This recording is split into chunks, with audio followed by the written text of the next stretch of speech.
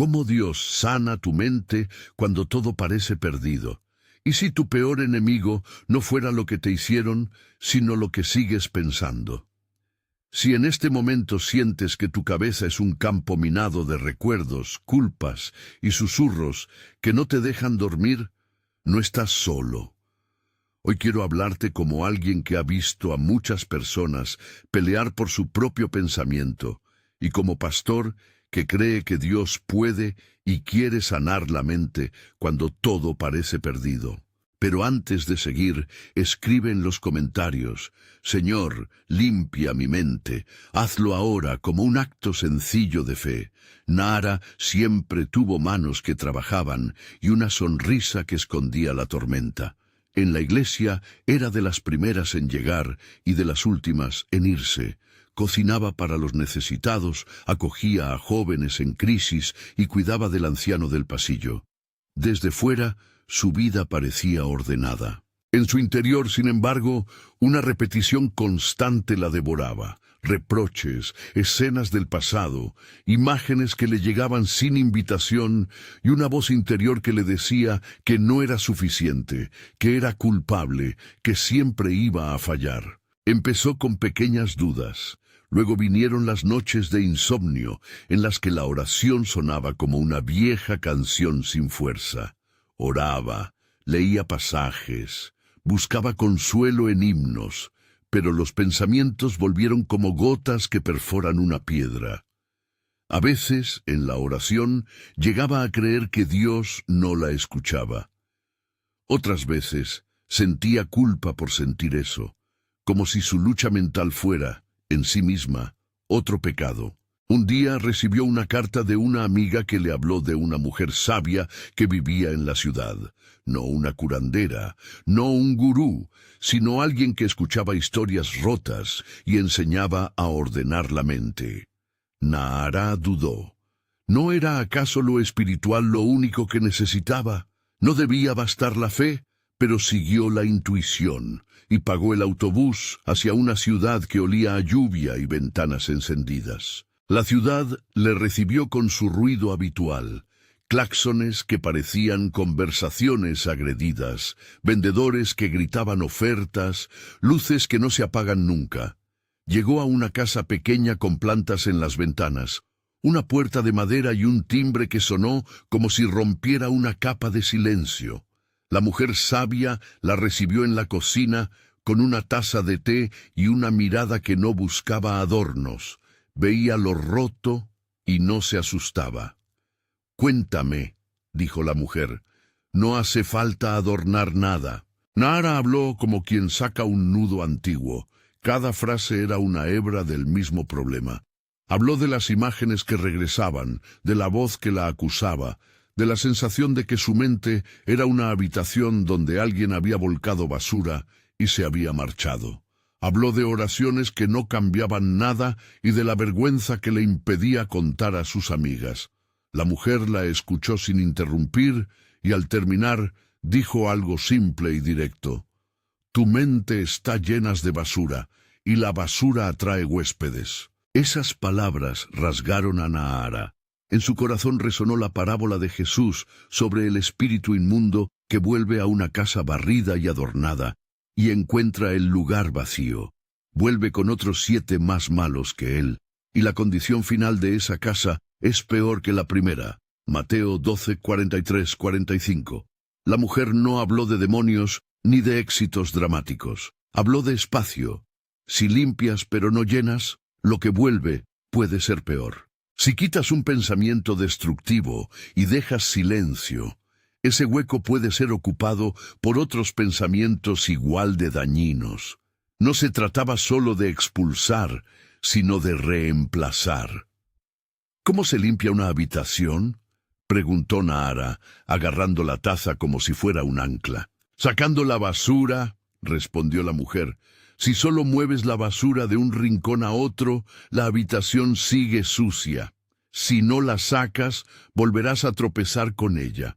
Primero identificas lo que sobra, recuerdos que no sirven, juicios que no te pertenecen, palabras que otros te lanzaron y que te hiciste tuyas. Luego sacas eso a la luz para que se pueda quemar o tirar. Y al final llenas la casa con algo bueno. Esa frase, llenarla con algo bueno, fue para Nahara como una puerta que se abría. En su mente, durante años, había intentado expulsar lo que le hería con fuerza de voluntad. Había dado largas carreras, había ayunado, había orado con lágrimas. Nada parecía suficiente porque, como la mujer explicaba, no bastaba con mover la suciedad de sitio. Era necesario un plan para que la habitación se mantuviera limpia. La mujer dejó una lista de principios sobre la mesa. Palabras escritas con tinta rápida, como quien deja instrucciones para un jardín que necesita cuidados. No eran fórmulas mágicas, eran pasos concretos, prácticos, aplicables. Nahara los miró con cierta incredulidad. ¿Cómo podría aquello transformar años de pensamiento compulsivo?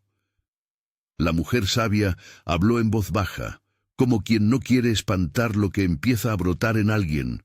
Primero, identificar. Si no nombras la basura, seguirás viviendo con ella. Segundo, confrontar con la verdad. Toda mentira sostenida necesita ser enfrentada por una verdad más grande. Tercero, reemplazar. No vale solo callarla, hay que poner otra cosa en su lugar.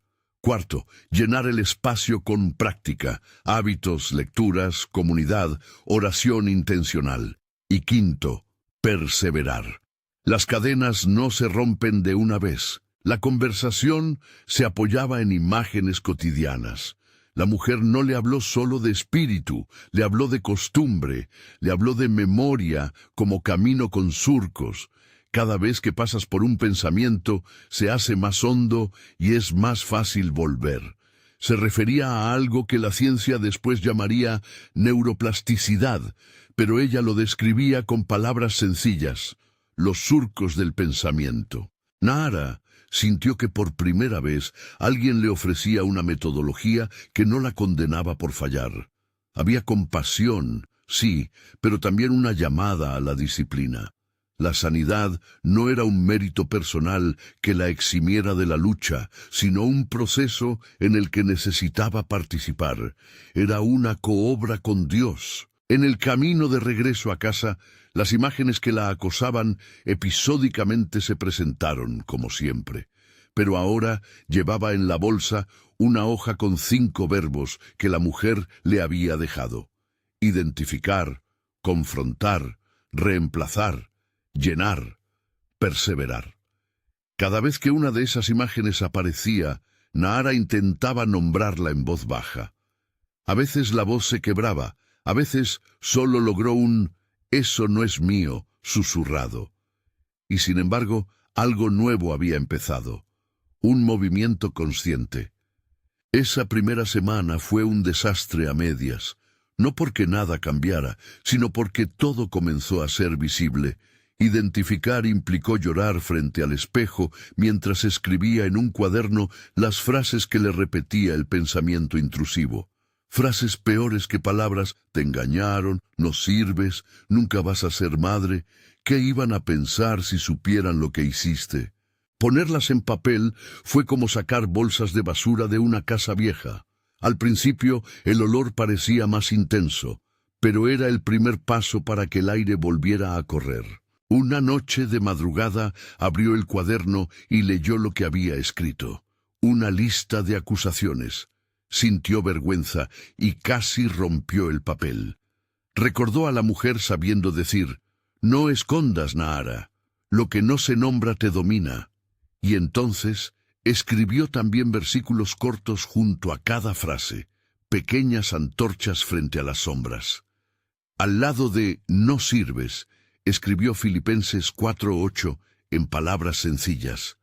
Fija tus pensamientos en lo noble, lo verdadero, lo justo, lo puro. No era una fórmula mágica, era una puerta hacia otra mirada. En el proceso aprendió a distinguir 2 tipos de pensamientos, los que eran avisos útiles: esto me lastima, necesito poner límites. Y los que eran ataques que no buscaban tu bien, sino tu ruina. Los primeros pedían discernimiento, los segundos pedían contención. Para los ataques, la mujer le había dado una instrucción concreta: nombrarlos y confrontarlos con una verdad bíblica que darte, repetirla hasta que esa verdad no fuera solo un enunciado, sino una experiencia. Nahara probó algo más. Grabó su voz leyendo promesas y oraciones y las escuchaba en el autobús, en la fila del mercado, cuando la ansiedad aumentaba. Al principio, la voz de su propia grabación le resultaba rara, casi ofensiva por su candidez. Aún así, lo hacía. Al cabo de 2 semanas, empezó a notar que al menos una de las voces en su cabeza ya no gritaba tanto. Era como si alguien, desde fuera, añadiera una nota más alta que el rumor. No voy a decir que todo mejoró de inmediato. Hubo días negros en los que la culpa volvió con furia, donde la oración se sentía inútil y la desesperanza abría su boca con promesas de derrota. Y allí fue donde la mujer le recordó otro principio vital: no avergonzarse por recaídas. La gracia no limpia la responsabilidad, pero sí es el combustible que te permite volver a empezar sin culpa paralizante. Caer no te hace menos amada, le dijo. Volver a levantarte, sí. En la comunidad de su iglesia, algunos notaron un cambio sutil. Nahara asistía a las pequeñas reuniones de oración, pero ahora traía anotaciones, versículos pegados en la cartera, grabaciones en el móvil. Empezó a pedir a una amiga que orara con ella a la hora más difícil del día. La mujer sabia le había dicho que la disciplina personal necesitaba un anclaje relacional. La sanidad se sostiene en comunidad. En una de esas reuniones, un hermano habló de Romanos 12:2. No conformaros a este mundo, sino transformaos mediante la renovación de vuestra mente. No es un mandato técnico, es una invitación a un proceso.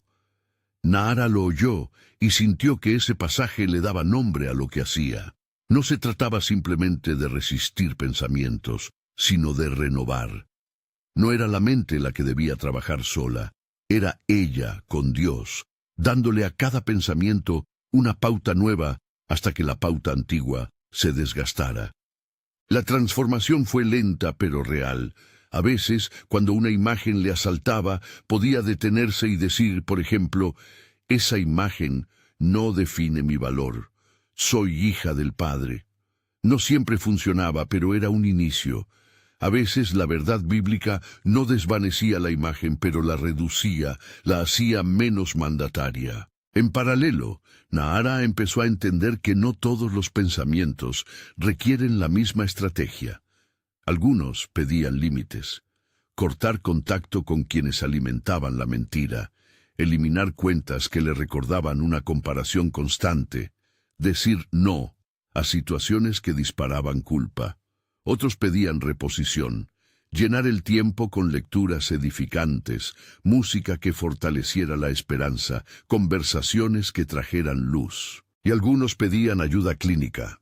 La mujer sabiamente le dijo que si alguna noche el peso era insoportable, buscar asistencia profesional y pastoral no era señal de poca fe, sino de sabiduría. La sanidad integral se alcanza con manos diversas. Hubo una ocasión en la que Nahara se encontró recordando una humillación del pasado y su cuerpo respondió con náuseas. Se dirigió a la ventana y miró la calle. Un niño jugaba con una pelota, mientras una anciana barría la acera con tanta calma que parecía que barrer era un ritual que lo sanaba todo. Nahara pensó en los surcos del pensamiento y en cómo cada paso consciente era, de alguna manera, una pala que removía tierra compacta. Respiró hondo y por primera vez en mucho tiempo dijo una oración que sonó más como una declaración que como súplica. Señor, no voy a vivir esta mentira hoy. Esa noche no se fue la culpa por arte de magia, pero nació en su interior una certeza pequeña. como una semilla. No estaba condenada a repetir el mismo ciclo hasta el cansancio. Dios podía y quería participar en el trabajo de limpiar la casa interior. La historia de Nahara no es una excepción, es un espejo. Te ves en ella, te parece que tus pensamientos hacen fila para entrar a una habitación que nunca vaciaste.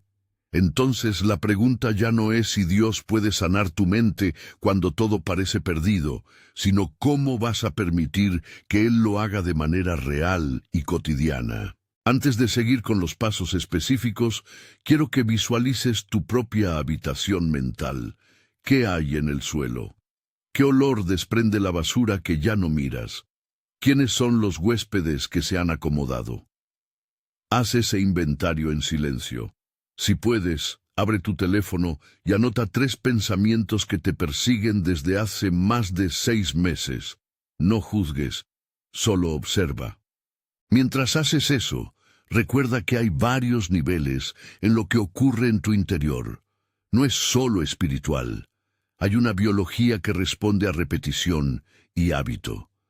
Cada vez que repites un pensamiento, tu cerebro refuerza esa vía. Es por eso que la repetición de verdades, no como un mantra vacío, sino como una práctica sostenida en la palabra, tiene poder transformador. No porque la técnica sea mágica, sino porque Dios usó la creación misma, incluida nuestra capacidad de formar nuevas conexiones cerebrales para renovarnos. Nahara llegó a un punto en el que estaba dispuesta a hacer algo que hasta entonces le daba miedo: ser metódica. No podía conformarse con levantar de vez en cuando la alfombra y soplar el polvo. Necesitaba un plan que combinara oración, verdad bíblica, prácticas repetidas y comunidad. En una libreta empezó a trazar su propia rutina. Cada mañana, 5 minutos para leer un pasaje y escribirlo con sus palabras. Por la tarde volver a escuchar sus grabaciones de promesas. Y antes de dormir, revisar la lista de pensamientos que había identificado, confrontarlos con una verdad y anotar cómo se sintió. Esa disciplina no la transformó en un ser perfecto. Siguió teniendo recaídas, pero la diferencia fue que ahora, al caer, sabía cuánto tardaría en ponerse de pie. Menos días, menos vergüenza, más claridad sobre qué pasos seguir. La disciplina no eliminó la fragilidad, la puso en un marco donde la gracia podía operar con eficacia. La mujer sabia le advirtió, sin embargo, sobre un peligro real. Si tras limpiar te quedas en silencio, si no llenas la casa con la palabra y con la comunión, corres el riesgo de que lo que vuelva sea peor. Esto resonaba con la advertencia de Jesús en Mateo 12:43-45, que no habla de fórmulas mágicas, sino de la necesidad de un reemplazo verdadero. No basta expulsar, hay que invitar al espíritu, a la palabra, a hábitos que edifiquen. Al cabo de un mes, en una reunión, Nahara contó su experiencia con palabras temblorosas. No quiso teatralizar nada. Simplemente dio testimonio de que había comenzado a ver cambios. Pensamientos menos dominantes, noches menos intranquilas, la capacidad de reír con más libertad.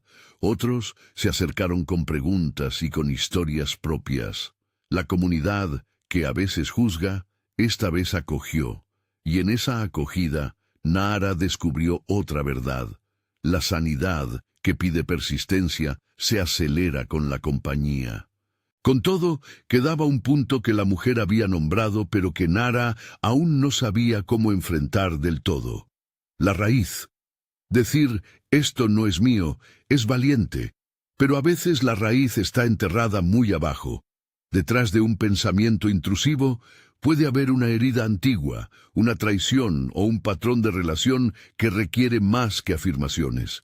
En esos casos, la mujer le sugirió trabajo más profundo: terapia, confesión con un guía, ejercicios de memoria orientada por un profesional. La fe no se opone a la ciencia, la acompaña. Una tarde, mientras organizaba los papeles y las notas, encontró una carta que no recordaba haber escrito. Una carta que había dirigido al pasado, contándole a su yo más joven cómo había sido soportar la humillación. La leyó con voz entrecortada y lloró. En la carta puso nombres, fechas, aquello que nunca había dicho en voz alta. Fue un acto de liberación, y al mismo tiempo un paso peligroso. Sacar la basura muchas veces requiere que vuelvas a tocar lo que te dolió. Pero si no lo tocas, no podrás cerrarlo bien. La historia puede detenerse ahora en este punto. Nahara ha aceptado trabajar, ha empezado a identificar, a confrontar, a poner verdades junto a cada acusación. Ha dado los primeros pasos para reemplazar hábitos y busca comunidad. Pero las raíces siguen ahí, en la tierra húmeda bajo el suelo, y la gran pregunta que la acompañará en lo que viene es esta: ¿cómo cerrar bien una casa que estuvo abierta tanto tiempo? ¿Cómo hacer para que lo nuevo no sea solo circunstancial, sino permanente? Si te ves reflejado en Nahara, si esa sensación de que todo está perdido te acompaña, hay una promesa que quiero que lleves como una linterna. Dios no rehúye las casas rotas. Él entra en las habitaciones sucias, pero no solo para barriendo. Entra para quedarse, para enseñar a barrer y para llenar con vida. La sanidad que propone no es una limpieza instantánea y espectacular, sino un proceso paciente y transformador. En las siguientes horas, después de su encuentro con la mujer sabia, Nahara se sentó en la penumbra de su habitación con una lista de pensamientos delante. Alzó la pluma. Iba a comenzar por el primer verbo: identificar. Pero justo antes de escribir la primera palabra, una voz interior, esa que tanto la conocía, murmuró: ¿de verdad vas a cambiar? ¿Y si todo esto solo es una ilusión más? Nahara cerró los ojos. Inspiró hasta sentir el pecho expandirse, y por primera vez no huyó de la voz. En vez de eso, pronunció en voz baja la verdad que había aprendido. Esto no es la última palabra. La pluma tembló. La lámpara proyectó una sombra en el papel. Nahara empezó a escribir. La pluma tembló y la tinta empezó a hacerse con las palabras que por años habían estado escondidas. Aquella noche, mientras la lámpara proyectaba un óvalo de luz sobre el cuaderno, Nahara escribió el primer pensamiento con claridad: no sirvo. Lo dejó escrito, miró la frase y sin dramatizar, al lado escribió un versículo en sus palabras: Dios me creó con propósito. Soy valiosa en sus ojos. Paráfrasis de Filipenses 4:8, aplicado a su situación. Fue un gesto pequeño, casi invisible, pero en esa práctica hubo un acto de guerra. Nombrar para expulsar la sombra y poner una luz en su lugar. Los días que siguieron fueron un campo de pruebas. Identificar no fue suave, implicó volver a tocar heridas, admitir vergüenzas y aceptar la incomodidad de no ocultar lo que dolía. Confrontar supuso palabras firmes frente a la mentira, no con orgullo, sino con la autoridad de la verdad que había sido probada y proclamada. Reemplazar exigió repetir hasta que la nueva voz se acostumbrara a sonar más fuerte. Llenar la casa fue crear espacios de verdad, música que no humillaba, lecturas que edificaban, amigos que no juzgaban y prácticas que anclaban la esperanza. Con el tiempo, aquellas rutinas se hicieron menos extrañas. Empezó cada mañana diciendo en su cuaderno 3 verdades que quería que gobernaran su día. Antes de salir de casa, repitió una declaración corta: no soy lo que pensé, soy quien Dios dice que soy. Al principio, la frase sonaba a ensayo. A las 3 semanas ya sonaba a defensa. Esa defensa fue, en términos prácticos, disciplina. Repetir hasta que la repetición moldeara la ruta del pensamiento. Es importante que entiendas algo aquí con claridad. La sanidad no fue una sustitución instantánea de pensamiento por pensamiento. No había un interruptor que, al tocarse, expulsara todas las imágenes. Lo que ocurrió fue un cambio en el clima. La verdad se volvió más frecuente y poderosa. Las viejas voces no desaparecieron de golpe, pero perdieron su monopolio. Esa es la manera amable, paciente y real en la que Dios obra muchas veces, transformando procesos, no simulando resultados. Permitidme ahora ser claro y bíblico sobre algo que ya tocamos. La mente es un territorio valioso y vulnerable. Pablo escribe a los romanos que no nos conformemos a este siglo, sino que seamos transformados mediante la renovación de la mente. Romanos 12:2. No es un mandato frío, es una invitación a permitir que la manera de pensar sea moldeada por una verdad mayor. Filipenses 4:8 nos da la brújula práctica. Pensar en lo verdadero, respetable, justo, puro, amable y digno de alabanza. Mateo 12:43-45, la advertencia de Jesús sobre la casa vacía no es un texto para asustar, sino para enseñar que expulsar sin llenar deja un vacío aprovechable por lo que es peor. Y Efesios 6:17 habla del yelmo de la salvación, una imagen de protección para la mente, como si dijera que tu mente necesita una defensa activa, no pasiva. Proverbios 23:7. Recuerda que como piensa en su corazón, así es. No en un sentido determinista, sino en la constatación de que el pensar influye en el ser. Estas escrituras no son fórmulas mágicas, pero sí mapas. No prometen inmunidad, pero sí dirección. Y esa dirección se puede traducir en prácticas precisas. Si estás aquí porque sientes que todo está perdido, quiero darte un plan que puedes empezar hoy. Uno que Nahara aprobó y que otros han seguido con fruto. No es un atajo, es un camino. Primero, identificar. Haz un inventario. Toma un cuaderno o una nota en el móvil. Anota 3 pensamientos que te persiguen con frecuencia. No juzgues, no eches gasolina a la culpa. Escribe. Me siento inútil cuando... o me repito que nunca. Pon fechas si puedes, y describe la sensación física que acompaña ese pensamiento. Esto trae la oscuridad a la luz, y la luz hace que lo oculto pierda poder. Segundo, confrontar. Frente a cada pensamiento, escribe lo que es mentira en él y la verdad que lo contradice.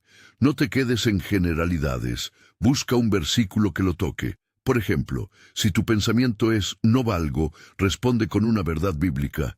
«Soy amado y creado a imagen de Dios», reflexionando Filipenses 4:8 y los textos de creación.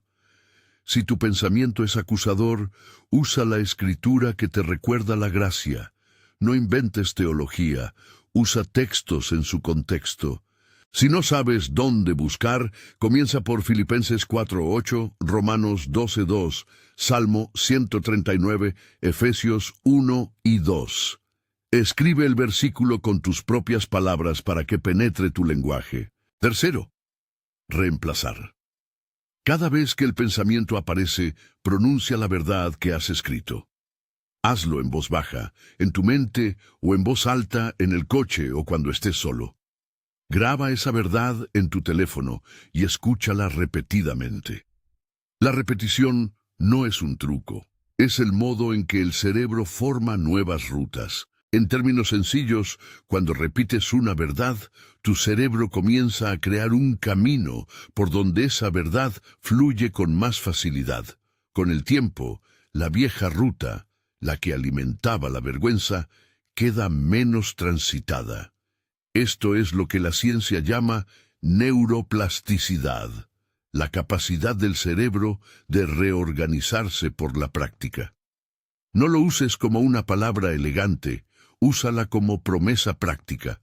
Si haces diariamente pequeñas acciones, el circuito cambia. Cuarto, llenar. No esperes que el reemplazo sea suficiente si la casa queda vacía. Llena tu día con voces que refuercen la verdad. Lecturas devocionales, música que te edifique, Podcasts que enseñen con sabiduría. Personas que te recuerden quién eres.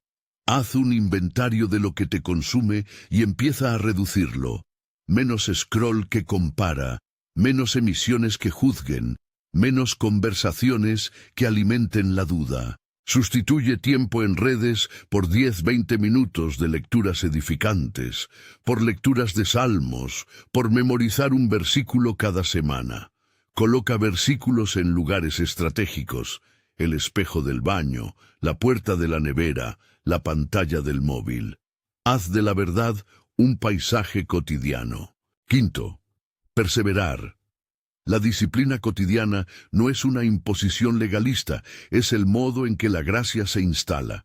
Habrá recaídas. Cuando lleguen, no te avergüences hasta paralizarte. Levántate con un plan. Revisa tus notas, vuelve a repetir la declaración, pídele a alguien de confianza que ore contigo por la noche. La gracia te permite volver a empezar sin que tu pasado sea un peso que anula el presente. Permíteme dar ejemplos concretos de prácticas que puedes integrar ya mismo. No son listas frías, sino actos que han ayudado a personas como Nahara. Haz un minuto de inventario 3 veces al día, a las 9:00, a las 15:00 y a las 21:00. En cada uno, anota en una app o cuaderno un pensamiento que haya llamado tu atención en la última hora. Si aparece uno negativo, escribe la versión bíblica para confrontarlo y una acción concreta para contrarrestarlo. Respirar, leer el versículo, llamar a tu amigo de contención. Graba audios de 60 a 90 segundos en los que leas las promesas que necesitan ser reclamadas en primera persona. Por ejemplo, soy perdonado, no soy definido por mis errores. Tengo un propósito hoy. Escucha esos audios en el transporte, al cocinar, al caminar. Crea un kit de emergencia para los momentos de crisis, una lista de 3 versículos breves que te anclen, un nombre de una persona de confianza a quien llamar, una canción que te calme y la instrucción de respirar 4-4-4, inspirar 4 segundos, sostener 4, exhalar 4, hasta que la crisis baje de intensidad. Estos pasos sencillos ayudan cuando la mente quiere devorar el presente con imágenes del pasado. Establece límites con relaciones y tecnología que alimentan la narrativa negativa. Si hay cuentas, grupos o personas que te hacen sentir mal, pon distancia. Decir no es un acto de amor propio y obediencia a la verdad. A veces, la sanidad requiere cortar lo que reaviva la herida. Busca compañía intencional. El proceso no está diseñado para la soledad. Encuentra 2 o 3 personas en quienes confiar, no para contar todo sin criterio, sino para establecer rendición de cuentas y oración. Comparte con ellas tu plan y pídele a alguien que te llame la primera semana a la hora en que sueles caer. La comunidad no sustituye la responsabilidad personal, pero la fortalece. Si algunas heridas son profundas, busca ayuda profesional. La fe y la terapia no se excluyen, se complementan. Un terapeuta cristiano o un profesional competente puede ayudarte a trabajar raíces que necesitan más herramientas que las que la práctica devocional por sí sola puede ofrecer. Pedir ayuda demuestra sabiduría, no falta de fe. En este punto, conviene explicar brevemente la relación entre la neurociencia y la espiritualidad para que no creas que estamos mezclando cosas sin fundamento. La neuroplasticidad es el término que usan los científicos para describir la capacidad del cerebro de cambiar su estructura y funcionamiento con la experiencia. Cada pensamiento, cada repetición, cada emoción deja una huella. Si la repites, esa huella se hace camino. Si la cambias, construyes otro camino. Esto no deshumaniza la experiencia espiritual, la confirma. Dios creó una mente que puede renovarse. Por tanto, la repetición de la verdad no es una manipulación psicológica vacía, sino una práctica mediante la cual te dispones a recibir la obra de Dios en tu mente. Volvamos a Nahara. Su práctica cotidiana fue ajustándose. Hubo ocasiones en que parecía retroceder 2 pasos por cada uno que avanzaba. Una tarde, tras una discusión con una persona que la había criticado, se vio volver a las mismas imágenes que la habían perseguido por años. Se sintió derrotada y por un instante pensó que todo el trabajo había sido en vano. Sin embargo, ya tenía un anclaje, una amiga con la que había quedado en ponerse un mensaje de comprobación. Abrió el teléfono, escribió «Me siento débil hoy» y recibió al instante una respuesta que decía «Te acompaño, oraremos ahora». No fue una reparación instantánea, pero sí un sostén que le permitió no aislarse. Llamó a su amiga, rezaron juntas y tras colgar pudo volver a sus notas, releer lo que había escrito y decir en voz alta la verdad. Esto no es la última palabra. Unos meses después, en una pequeña reunión comunitaria, habló brevemente de cómo había aprendido a identificar y reemplazar. No buscaba protagonismo. Su testimonio fue una invitación. Al final de la reunión, una joven se acercó con los ojos llenos de lágrimas y le dijo, «Cuando escuché lo que dijiste, me vi. ¿Me enseñarías cómo hacer mi lista?» Nahara, con la voz que ahora tenía más calma, le ofreció su cuaderno y le explicó paso a paso. No se convirtió en maestra profesional, pero sí en testigo y acompañante. Esa escena resume un principio crucial. La sanidad individual siempre tiene una dimensión comunitaria. Lo que nos libera no es solo lo que hacemos en secreto, sino lo que compartimos y sostenemos unos a otros. Es crucial, además, que no confundas la disciplina con la autosuficiencia. La práctica diaria no pretende sustituir la dependencia de Dios. La pretende encauzar. Mientras trabajas en identificar y reemplazar pensamientos, pide al Espíritu Santo que te acompañe. Pide discernimiento para ver qué pensamientos vienen a decirte algo útil y cuáles solo buscan derribarte. Pide humildad para aceptar ayuda. Pide fortaleza para mantener límites. Pide persistencia cuando la fatiga aparezca. La oración consciente no es un complemento opcional. Es el motor que transforma la repetición en encuentro. Hablemos ahora de algunas resistencias comunes y cómo responder a ellas con ternura y verdad. Resistencia 1. Tengo miedo de nombrarlo. ¿Y si al llamarlo por su nombre lo legitimo más? Nombrar no es legitimar, es tomar control. Cuando una sombra queda anónima, dicta la vida desde la clandestinidad. Traerla a la luz te permite juzgarla a la luz de la palabra. Por eso escribir y pronunciar tiene poder. No es magia, es verdad expuesta. Resistencia 2. ¿Y si esto es simplemente genética o química? Algunas luchas tienen componentes biológicos reales. Eso no desautoriza la dimensión espiritual ni la práctica. Simplemente llama a integrar recursos, oración, comunidad, disciplina y, cuando hace falta, intervención profesional. La fe sana en colaboración con la ciencia, no en oposición. Resistencia 3. He intentado antes y no funcionó. La diferencia está en la constancia y la estructura. No todos los esfuerzos se sostienen por falta de plan o compañía.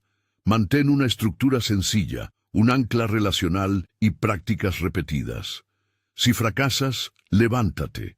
Cada intento enseña algo. Resistencia 4. ¿No es esto legalismo espiritual? Puede volverse así si lo haces para autojustificación. Pero cuando la disciplina nace de la gratitud y del deseo de conocer más a Dios y ser transformado por su verdad, se convierte en libertad. Vigila la motivación. Si persigues perfección para evitar la vergüenza, busca primero la gracia. Después de muchos meses, Nahara escribió una carta pública, no para ser leída en voz alta en un púlpito, sino para su propia comunidad, en la que dijo, con humildad, lo que había aprendido. No vine aquí para presumir una victoria. Vine a decir que la lucha es real, pero que con pasos concretos y gente que te sostenga, la vida cambia. No prometo perfección, solo progreso. Esa carta abrió puertas. Personas se acercaron para preguntar cómo empezar. Otras expresaron desacuerdos teológicos, los cuales ella escuchó con respeto, y algunas confesaron que necesitaban ayuda profesional. En todos los casos, la comunidad reaccionó con cuidado. Quiero ahora darte un plan operativo que puedes imprimir y empezar hoy. No lo veas como una lista exigente, sino como un mapa que puedes adaptar. Mañana, al despertar, 5 minutos de lectura bíblica enfocada en un versículo elegido para la semana. Escríbelo con tus palabras en una libreta. Decláralo en voz baja 3 veces. Mediodía, 2 minutos de inventario. Anota un pensamiento que haya intentado agobiarte. Aplica la fórmula: nombrar, confrontar, reemplazar. Si no puedes en el momento, vuelve a ello en la hora siguiente. Tarde, 10-15 minutos de llenado. Lectura edificante, música que eleve, conversación breve con alguien que sepas que te sostiene. Noche, revisión breve del día. Escribe 3 cosas por las que estuviste agradecido. Repite el versículo de la semana y escucha una grabación de promesas que hayas hecho para ti. Mantenimiento semanal. Una reunión de rendición de cuentas con alguien de confianza. 30 minutos para revisar progresos, ajustar estrategias y orar juntos. Mantenimiento mensual. Evalúa si necesitas apoyo profesional y si procede, busca uno que respete tu fe. Si te falta acceso a terapia cristiana, busca organizaciones o líneas de ayuda en tu comunidad e involucra a tu pastor o mentor. Incluyo aquí una lista sugerida de versículos que muchas personas han usado para reemplazar pensamientos tóxicos. No es exhaustiva. Elige los que resuenen contigo y escríbelos en primera persona. Filipenses 4:8 aplicado. Elijo fijar mi mente en lo verdadero y noble hoy. Romanos 12:2 aplicado. Pido a Dios que renueve mi mente y me transforme. Salmo 139:14 aplicado. Soy maravillosamente creado, valgo porque Dios me hizo. Efesios 6:17 aplicado. Me cubro con el yelmo de la salvación, mi mente está protegida. 2 Corintios 10:5 aplicado. Traigo todo pensamiento a la obediencia de Cristo. Puedes adaptar cada versículo en una frase corta para tu bolsillo. Ahora, una advertencia pastoral. No uses esta enseñanza para culpar a quien sufre. Hay enfermedades mentales que requieren intervención médica. Si sientes ideas persistentes de autolesión, desesperanza profunda o pérdida de la capacidad para funcionar, busca ayuda profesional inmediatamente y no lo pospongas. La fe no sustituye la medicina, y la comunidad que te acompaña debe saber cuándo escalar a recursos clínicos. Volvamos a la escena de Nahara cerrando la casa. No fue en un gesto final grandioso, fue en muchas cosas pequeñas, en la decisión de no verificar cierta cuenta en redes, en la llamada a una amiga, en la grabación que su hijo escuchó mientras ella cocinaba y que terminó tarareando. Fue en la constancia que acumuló en semanas y meses. A veces la victoria fue simplemente que un día menos pensó en la humillación y un día más pudo reír con libertad. A veces fue sentarse con el cuaderno y no arrancar la hoja. Esas pequeñas resistencias son la formación de un nuevo carácter. Hay algo más que quiero que lleves al corazón: la presencia del Espíritu Santo. La transformación no es solo humana.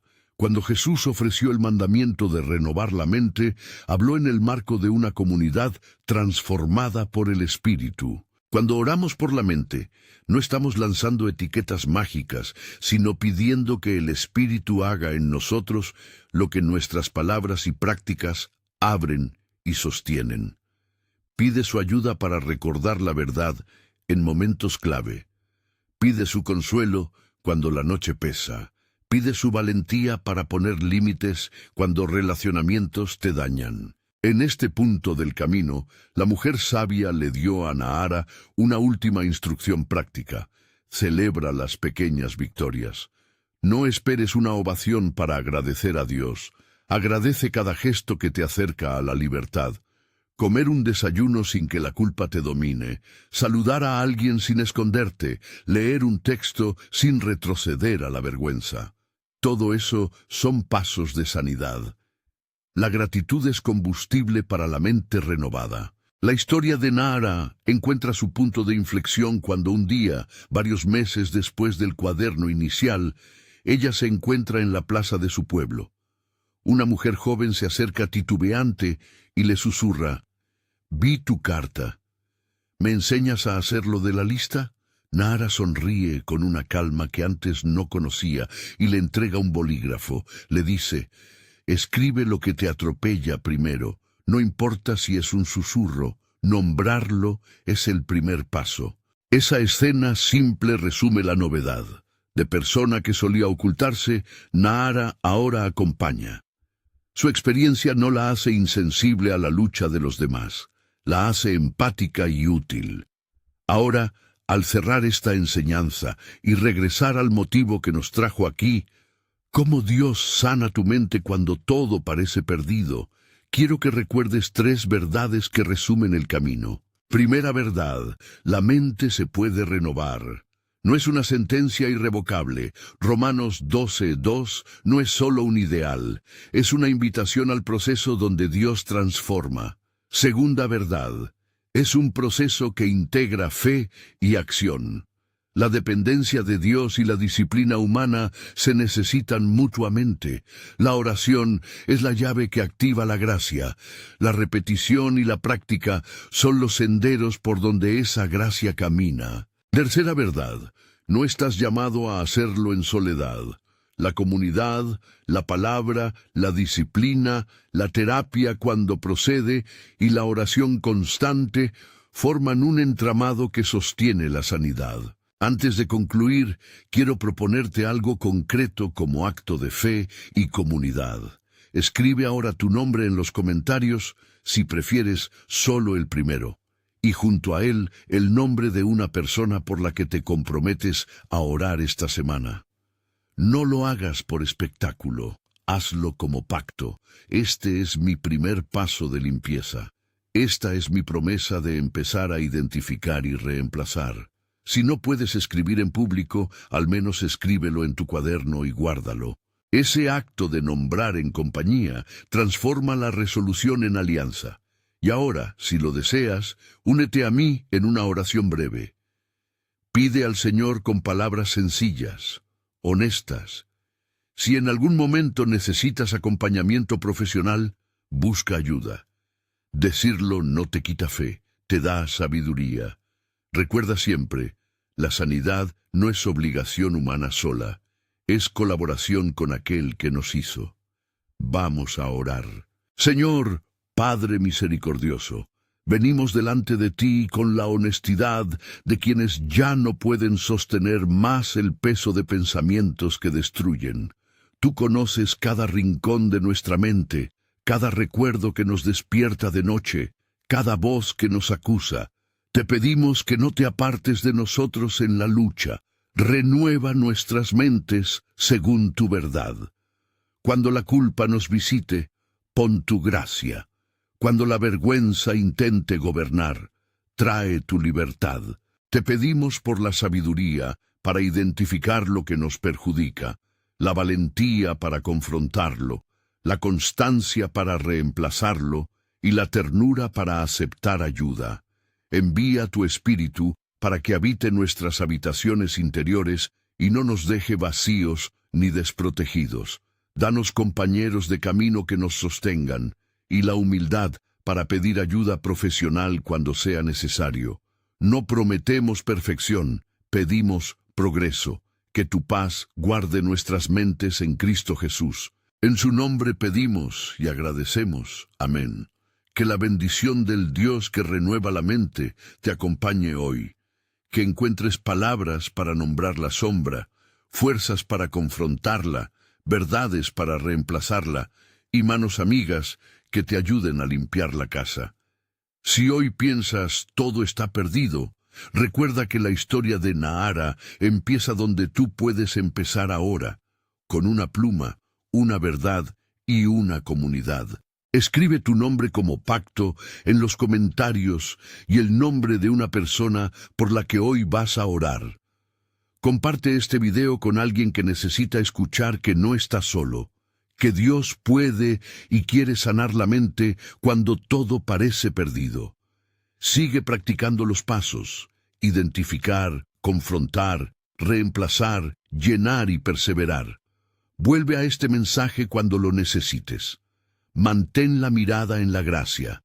Persevera en la disciplina. Confía en la presencia del Espíritu. Tu mente puede ser sanada, y el camino empieza con un gesto. Hoy di en voz baja: Señor, limpia mi mente.